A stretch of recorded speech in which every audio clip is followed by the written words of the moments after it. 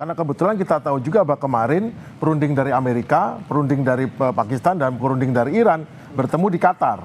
Baik. Tapi bagi kita dilihat adalah Amerika menyerang. Padahal mungkin duduk berkali tidak seperti itu. Baik, ingin ke Pak Agung terlebih dahulu Pak, bahwa sudah ada angin segar sebenarnya negosiasi antara Amerika Serikat dan Iran yang seolah berjalan lancar, tetapi Amerika Serikat tiba-tiba menyerang Iran Selatan. Apakah ini pertanda bahwa perang akan kembali dimulai?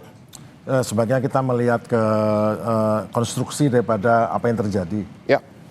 Perundingan berjalan itu adalah diplomasi. Diplomasi berjalan, namun di dua belah pihak saling mengutarakan hal-hal yang berbeda. Meskipun kita tahu di dalam diplomasi itu sebagian besar daripada keinginan Iran terakomodasi, namun pada prakteknya Trump sebagai dia nggak tahu dia jadi juru bicaranya Amerika mengatakan bahwa tidak ada soal nuklir tidak bisa ditawar, soal apa bisa ditawar. Tapi di sisi lain dari pihak Iran menyatakan bahwa tidak seperti itu, jadi belum mencapai ini. Namun di sisi lain juga ada pihak lain ya, pihak militer. Ya. Di dalam satu sisi adalah Garda Revolusi atau RGC dan ada Angkatan Laut Amerika di Teluk. Nah kejadian yang sesungguhnya adalah pada saat kemarin tanggal 25 adalah kapal-kapal RGC itu bergerak ya menurut klaim mereka itu adalah bergerak di dalam patroli ini. Tapi masalahnya ada SOP atau standar operating procedure bagi Angkatan Laut Amerika. Kalau kapal itu mengarah sampai jarak tertentu dengan menuju ke arah pasukan atau mengarah kapal yang di sana, maka mereka harus melakukan tindakan. Ya. Maka pesawat F-18 yang patroli di atas menghantam kapal yang dianggap akan mengganggu. Itu tidak memasang ranjau itu kapal, karena kapal-kapal ini punya dual fungsi. Dia bisa masang ranjau, dia bisa menembakkan rudal anti kapal juga. Ya. Jadi dia ditembak oleh pesawat F-18 yang patroli di situ. Dan yang take off dari USS Abraham Lincoln nggak salah. Ya. Kemudian dari pinggir pantai itu ada rudal yang ditembakkan ke pesawat-pesawat itu. Artinya ada serangan balasan dari kedua belah pihak. Kemudian dari kapal balik pakai tembak rudal jarak jauh untuk menghantam tempat itu. Jadi sebetulnya adalah menurut versi yang mungkin kita pertimbangkan adalah sebetulnya adalah dianggap bahwa kapal-kapal Iran ini memprovokasi. Apakah ini kebetulan? Tidak. Ya. Karena kebetulan kita tahu juga bahwa kemarin perunding dari Amerika, perunding dari Pakistan, dan perunding dari Iran bertemu di Qatar. Ya. Kalau sampai itu berarti ini menunjukkan di Garda Revolusi, IRGC menunjukkan bahwa mereka ikut pada perundingan, tapi mereka tidak sepenuhnya patuh.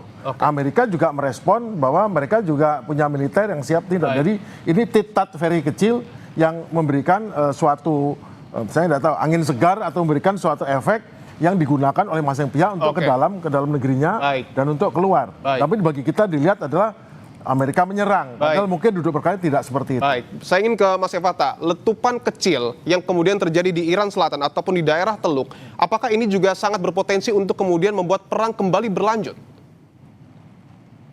Baik, Amerika Serikat dalam kesempatan ini memainkan satu operasi ya. Amerika berupaya semaksimal mungkin untuk membutakan mata dewa. Jadi saya merasa bahwa pulau atau kota Bandar Abbas ini bukan kota sembarang. Di dalamnya itu berisi berapa sistem pertahanan anti udara. Dan yang paling krusial adalah radar.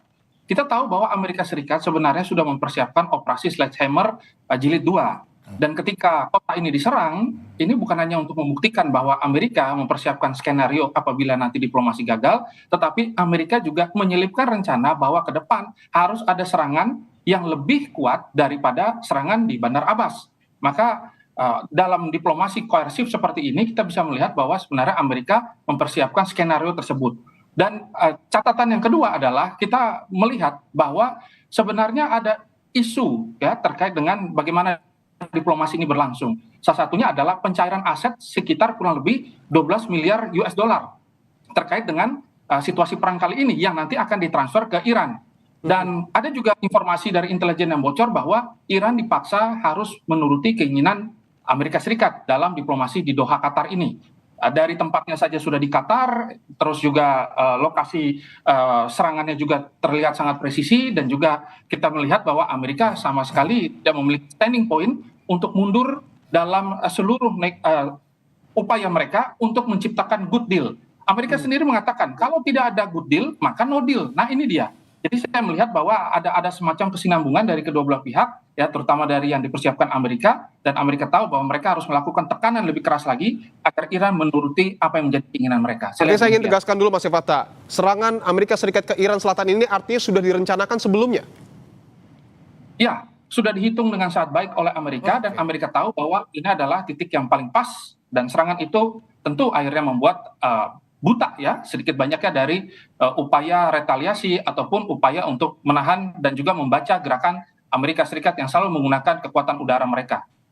Oke, menarik kalau kita berbicara soal pernyataan dari Mas Evata, Pak Agung. Tapi pertanyaannya, apakah serangan yang sudah terencana ini menurut Mas Evata ada kaitannya juga dengan keinginan Israel yang menginginkan Amerika Serikat untuk tetap menyerang Iran? Tidak secara langsung, karena praktisnya Israel sekarang kan sudah dikeluarkan tidak dilibatkan dalam sebagai kor perundingan. Oke. Israel agak diabaikan sekarang, tampak dari pernyataan dari beberapa pejabat Israel menyatakan bahwa Israel pun sudah tidak dihubungi langsung, sehingga Israel mendapatkan informasi mengenai perundingan itu lewat jalur lain, jalur diplomasi. Jadi tidak ada lagi dihubungi seperti kemarin perundingan pertama, di mana wakil presiden Amerika menghubungi langsung Netanyahu pada saat perundingan. Nah sekarang sudah tidak, karena pertama perundingannya lewat surat kan kemarin, baru mulai perundingan bicara ketemu lagi di Qatar. Untuk soal, saya kira yang di Qatar itu mengenai aset yang dikembalikan, karena dari 25 miliar dolar yang ditahan di Qatar itu dia diminta separuhnya dulu sama Iran. Tapi seperti dikatakan Pak Evata tadi bahwa siapa mendulu semua merencanakan, Israel merencanakan, karena jawaban dari Israel, Iran merencanakan dan Amerika merencanakan. Amerika merencanakan kalau ada ini saya akan lakukan ini. Tapi si Iran pun juga, karena gini, sekarang dalam kondisi seperti ini tuh setiap pihak masing-masing memerlukan amunisi untuk operasi informasi. Amunisi itu berupa, saya berani melakukan ini. Sementara di Iran sendiri, dia melakukan ini untuk, berarti ada tindakan ya, ada ledakan. Betul ada ledakan, tapi kami berhasil merusak kapal ini, kapal itu. Yang kalau dicek juga susah.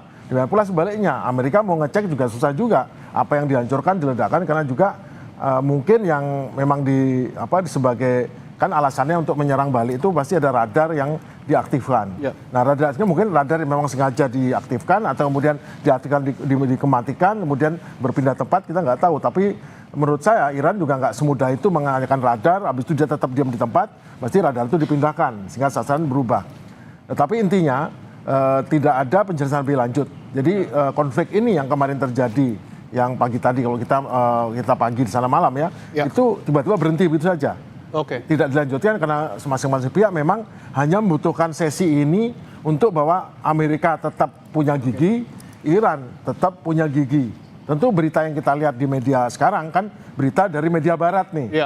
Kita harus melihat juga berita di sisi lainnya apa bunyinya. Mungkin bunyinya bukan soal diserang Amerika, atau mungkin malah biar kelihatan bahwa Amerika ini selalu melanggar perjanjian atau bagian, tapi masing-masing kan dioprek atau diolah. Tapi saya ingin ke Mas Evata bahwa ada pernyataan yang cukup menarik. Saya ingin ikuti pernyataan dari juru bicara senior Angkatan Bersenjata Iran yang menyatakan jika Amerika Serikat dan Israel kembali menyerang Iran, respon Iran akan melampaui batas kawasan dan akan jauh lebih kuat. Apakah serangan ini juga bisa meletupkan kembali perang ke depan, Mas Evata? Ya, sampai hari ini, meskipun kita berpikir bahwa genjatan senjata itu identik dengan perdamaian, pada ujung-ujungnya sebenarnya semua pihak sedang mengokang senjatanya masing-masing. Dan perang itu terjadi setiap harinya, tetapi laporan itu tidak banyak yang diangkat karena ada serangan-serangan yang memang tidak dianggap menjadi satu serangan yang itu besar. Nah, maka ketika kita mendengar ya tadi statement bagaimana kita memandang hal ini, apakah ke depan akan ada serangan lebih besar lagi? Ya, satu-satunya opsi yang bisa dilakukan Iran kali ini adalah mempertahankan diri mereka dan melakukan serangan balik. Melakukan serangan balik? Iya, melakukan serangan balik. Retaliasi yang sama ini tujukan kepada negara-negara yang berada di wilayah Teluk, itu sudah bocor informasinya kepada intelijen Amerika. Maka serangan di Bandar Abbas ini, kita tahu bahwa ketika serangan yang cukup presisi yang dilakukan oleh Iran itu tidak lepas karena kecanggihan radar.